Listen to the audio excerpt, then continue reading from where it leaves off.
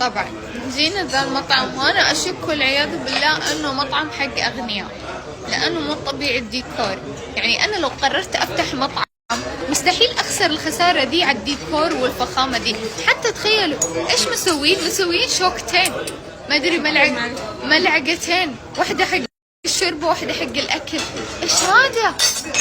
انتوا لو اوريكم المطعم كله فخامة، كله بالذهبي، كله ديكورات. ايش هذا؟ يعني اللي اعرفه المطاعم اللي زي كذا، الرز والدجاج وذي الاشياء ما يهتمون في الديكور. دول ليش ما يهتمون في الديكور؟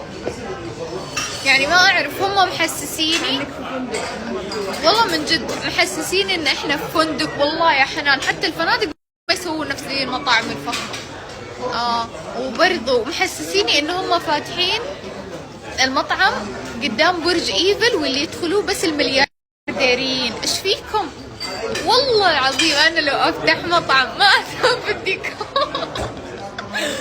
حهتم بس في الاكل، ما حهتم في الديكور، لان ده حيكون مكلف حرفيا. مطعم طويل عريض وكله ديكور فنان.